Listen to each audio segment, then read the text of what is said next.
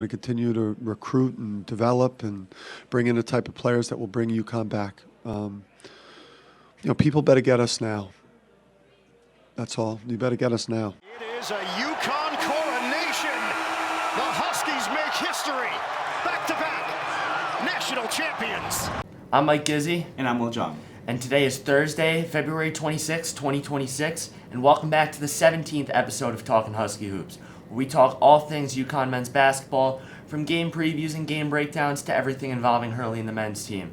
Will, how are we feeling today? Feeling relaxed after snow days and restored with hope. It's been an eventful week to say the least after the so-called Blue Jay Blues. But the regular season comes to a close. Big East basketball is in absolute full swing. And the season's never been moving faster, it feels like. But it looks like the Huskies might have moved on. Definitely. The snowstorm kept us away from filming earlier this week, which makes this episode way more abundant with information. Yeah. So, we got games to preview. We'll start off with the first one. Last Saturday, the UConn men defeated Villanova Wildcats pretty handedly, winning by a final score of 73-63 on the road at Xfinity Mobile Arena in what was, like any good story, a tale of two halves. So the Huskies were led primarily by Alex Karabin, who had 12 points on 5 of 8 shooting, 5 rebounds and 2 blocks, and scoring overall was just pretty well-rounded. Yeah, I mean, nearly every starter was in double figures. Guard Silas DeMary Jr. and Solo Ball both scored 9. Each having their offensive production was not the focus, though, of the Huskies' second half dominance. The second half locker room talk must have unlocked something in UConn, not just for this one, but for one of our future matchups that we'll talk about later in this episode, as they were only up 34-32 at half. Yeah, for sure. So the final score was 73-63, but that margin of 10 points was not indicative whatsoever of the Husky dominance that took place during the second half. It was, frankly, night and day between the two halves.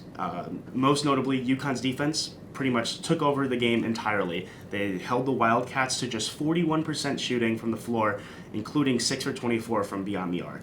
And they only put up 63 points against the Huskies, and that was their second lowest season total thus far, only behind 61 points against the loss to Michigan. Tyler Perkins led the Wildcats once again for 15 points on 6 for 13 shooting, with his teammate Matt Hodge right behind with 13 on 5 for 9 shooting. However, the leading Wildcat scorers could not keep up with UConn's depth, as the Huskies ran a 9-deep rotation, with everyone seeing 12 or more minutes of action. While it was the starters who were responsible for that 10-0 run early in the second half, at 12-19, UConn really saw the lineup of Smith, Mullins, Stewart, Ross, and Ryba, which were able to keep pressure on following that run, maintaining a 58-43 lead. Yeah, so when I was looking back at this game, at the recap, this was a really interesting lineup. So sure, the starters were able to keep up a 10-0 run, which was huge for the second half in terms of getting the ball rolling. But when this lineup came in of all 4 bench players that played this game, including Mullins, just a really, really good thing to see, especially for this team's depth, how they've been able to maintain pressure, and even giving 4 of the starters a break on the bench. To have a lineup like this and still being able to keep on the pressure, score 58-43, the lead jump balloon to 21 points. Mm-hmm. Really impressive stuff. Definitely. A thing that we stress a lot over every show is we mention it every episode. It feels like I always say we stress it over every episode. Yeah. The free throws. Yes. UConn shot a respectable 11 from 13 from the free throw line, which helped massively in maintaining the lead. The largest margin of the lead for the Huskies was 21, and it only was not reflected in the final score due to Coach Hurley really kind of just taking some starters out and slowing the pace of the game. For sure. I called it cauterizing the Husky wound, so to speak, as in what this game was. Really, absolute dominant performance from the Huskies. 10 points, again, not indicative whatsoever of how much of a dominant game this was overall. So, again, this is just another hint of the so-called untapped ceiling that the Huskies have been, hinting at here and there all season long. But again, just another solid win to notch over Villanova. Definitely. Moving on, before we get to our next one, we're going to talk about the AP poll because that did happen between our last 2 matchups. UConn did lose to Creighton last week, but had that strong win against Villanova. They only fell down to 6, dropped one spot.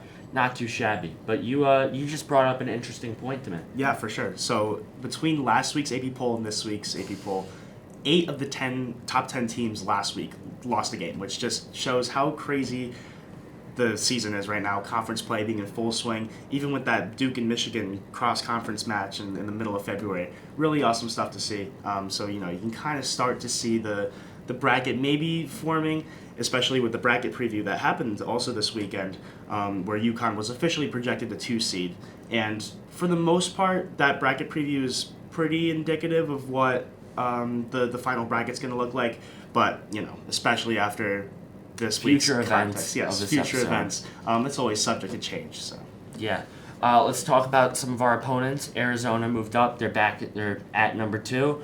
Florida's at number 7. They jump up 5 spots. They're actually right behind UConn now. Illinois remains at 10. Kansas is at 14 after their loss. St. John's moves up to 15. BYU at 19. And that's it for Husky opponents inside the top 25 in their movement. So you know what? They have stood the test of time, the opponents of UConn. It's very good when all of your ranked opponents who you played earlier in the season are inside the top 20. yeah, for sure. Your non-conference matchup, strength of record, it all builds up, and it creates a nice resume when it comes to the time now when you start to build up what argument you have to make a top seed in this tournament. Yeah, absolutely. Let's move on to the next one, the one that we're excited to talk about. Yes. Just yesterday, the Huskies got revenge as they defeated the St. John's Red Storm by a final score of 72-40. This victory broke UConn's 3-game losing streak against the Red Storm and marked UConn's first win against the Johnnies since March of 2024 in the Big East tournament. It also marked UConn's 27th straight win in Hartford, a win streak that spans back to the 2023 season. But I've got 2 words and a suffix for you to really start this one off. Terrace Reed Jr. 20 points, 11 rebounds, and 6 blocks, which was a career high for him. An absolute force to be reckoned with at the rim, and looked like he could not be stopped. Yeah, absolutely. It's almost a good thing that we never had a chance to preview this game because I don't know if anyone saw a 32-point victory. Just Unpredictable. yes, just straight dominance across the board. Honestly, at a loss for words. On top of that, Terrace Reed, incredible. Alex Caravan as well had a great game himself. 14 points. Solo Ball had 11. Just across the board, really. It's just, honestly, I'm struggling to find words for it. Yeah, offensive domination in both halves. UConn went on an 18-0 run in the first half, and then some point in the second half they went on a 16-0 run. They shot 47% from the floor, good number. We've seen higher, we've seen lower. We're perfectly fine with that. 28% from beyond the arc. Yeah. So it just goes to show that even not on their best night, they still were able to dominate. Yes. Most notably on offense, it must have felt good. We talked about them being efficient in the Villanova game from the free throw line. For sure. They did it again. They went 9 for 11 from the stripe. I mean, that was, I think, 82% free throw percentage in that game.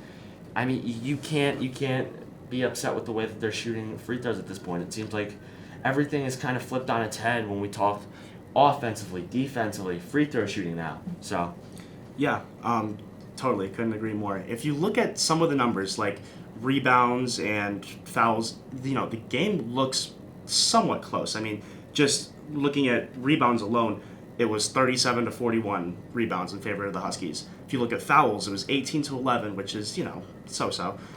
Pretty even for the most part. Definitely not what you would imagine if you look at a 72-40 score differential. But in terms of those fouls, Jalen Stewart was out for this game with a knee injury, and he committed 0 fouls in the previous contest. He was the only player to do so, I believe, which just shows really how dominant this performance was. To be able to only commit 18 fouls compared to, I think it was 23 in the last contest, which really ended 23 fouls, 31 free throws that they shot. Yeah, for sure. And that was one of the reasons St. John's was able to pull ahead, is they were just able to shoot so many free throws, and frankly, that was... And make free throws. And make free throws. And frankly, that was like a good fraction of their points in both games. Obviously, the big difference being they couldn't make shots on the floor in this one. This breakdown would not be complete if we didn't mention how St. John's was shut down in Hartford. Yes. St. John's went 2 for 28 from the floor in the second half, going on an 0 for 24 scoreless streak since the 17-minute and 28-second mark in the second half. They finished the game just under 20% from the floor, and the front runner for Big East Player of the Year, Zuby Ejiofor, only had 6 points, which was his lowest total since December 13th against Iona. I mean, just absolutely smothering defense from UConn tonight, and they just didn't allow good shots and clear passing lanes like they did in the last matchup against the Giants. Yeah, absolutely. Last time in the previous matchup, UConn scored 72 points, just like this one, which was not only the exact same, but I believe they actually shot better percentage-wise compared to this game. But again, this was just a game of defense. Absolutely. St. John's scored 81 points in the previous matchup, which they couldn't even break half of in this outing. I was actually just realizing this before. If we stopped playing offense at halftime, or if UConn stopped playing offense at halftime, they still would have won the game. They had 41 at half. Incredible. And which really goes to show, I think that means 14 points in the second half was given up. 5 from the floor and 9 from the free throw line, which absolutely amazing. Overall, UConn dominated throughout this one, 72-40 victory. Huskies gain a half-game lead over the Red Storm in the Big East regular season title chase, and they move ever so closer to that mark as they head down the final stretch for the final 2 games. Yeah, for sure. A few episodes ago, we had a lot of honors to talk about for the Huskies. This is one of the same. Both Alex Caravan and Silas Demery Jr. were named to the Naismith Men's College Player of the Year Trophy late season team watch list. On top of that, Braylon Mullins was named Big East Freshman of the Week, as last week he dropped 25 points on 6 for 11 shooting from 3, with 6 boards against Creighton, and also had 10 points against Villanova on Saturday. Yeah, awesome. Definitely great to see the recognition. Big East Freshman of the Week, just totally makes sense, Braylon Mullins all year has been just cream of the crop. Yeah, I mean, 25 points, that was his career high. Yeah, career awesome. That's just great to see, especially as we get closer to crunch time. And one last bit of note, Dan Hurley was also named to the Naismith College Coach of the Year watch list as well. Great to see. I believe he obviously 2 national championships. I think it's safe to say it was worth the nod. Definitely. Without further ado, we already broke down 2 games. Let's preview our final one of this episode. For sure. Saturday, February 28th, marks the last time that Alex Caravan will be playing on the court at Gamble Pavilion. Senior Day, as UConn takes on the Seton Hall Pirates in their penultimate matchup of the regular season. Seton Hall holds a record of 19-9 on the season, yet are 9-8 in Big East play and currently sit in 4th place. Yeah. Last time out, the Huskies were able to defeat the Pirates on the road at the Prudential Center by a score of 69-64, breaking the Seton Hall curse, so to speak. UConn, similarly, like against St. John's, was led by Terrace Reed, who had 21 points and 9 boards in the last contest. While Seton Hall was led by Mike Williams III, who had 16. Notably, UConn shot nearly 60% from the field, yet really struggled from beyond the arc, only shooting 14.3% from 3. Looking towards turnovers, in the last contest, the Huskies turned over the ball 17 times, a season high, I believe, which allowed the Pirates to score 20 points off turnovers, which really just can account for the difference. Really, in that being a blowout versus the close game that it was, especially when it came down to the wire. Seton Hall was able to come back just off those turnovers alone. Yeah. This season, the Pirates have been led in scoring by guard Adam Clark, who's averaged 12.5 points per game. And you know what? That's really all we have for Seton Hall. Yeah. But let's move on to what I mentioned earlier before we got into breaking down this one. Senior Day for the Huskies, and 5 Huskies will be heading out, have no eligibility remaining. Yes. That is Alex Caravan, Terrace Reed, Malachi Smith, Alec Millender, and Dwayne Karoma will all play their final contest at Gamble Pavilion on Saturday. Yeah, for sure. Taking a look back at the R5 Senior Huskies, Karaban will finish his Husky career as the winningest player in program history, current 2-time national champion, and a starter on both championship squads, current 12th all-time leading scorer, though that's subject to change likely, and current second all-time 3-point field goal scorer in UConn history. I mean, it's gonna be tough to not try and hold back tears on Saturday, or not even. I'm not a big crier when it comes to bawling my eyes out, but a tear might definitely be shed on Saturday. Terrace Reed Jr. wore a Husky uniform for the past 2 seasons, transferring after a successful 2 years at Michigan and being an important piece of the 24-25 roster that narrowly saw an exit in the NCAA tournament. Yeah, for sure. And then lastly, looking towards our recent transfers this year, Malachi Smith from Dayton, Alec from IU Indy, and Dwayne from Lemoyne. Even though, their tenure with the Huskies has been short, they all just joined the roster this season, but, they have the chance to be a part of some history if all goes well this season. But, they have proven absolutely invaluable towards this team's current success and hopefully future as well. Definitely. Thank you to our current seniors, and to the best of luck what comes next in your future NBA career, overseas career, professional career, or if you decide to become a financial analyst or do whatever you want. We wish you the best of success. Absolutely. All right, before we close this one out, let's get into our moment of the week. Sure. I think it's pretty obvious on what the moment of the week was. People's Bank Arena against the St. John's Red Storm. Yeah. Absolutely electric. I mean, we'll put up videos like right now.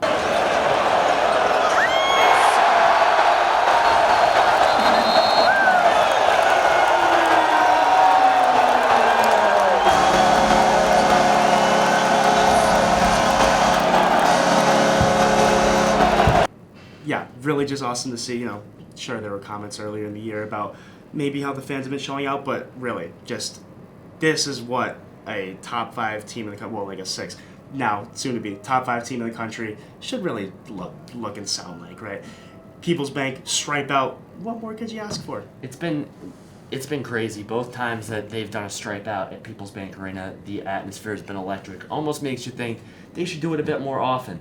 But with that, we're just going to wrap it up. Thank you for watching this episode of Talkin Husky Hoops. We'll be back early next week as we break down this Saturday's matchup against Seton Hall and further preview the Huskies' trip to Milwaukee as they take on Marquette for their season finale.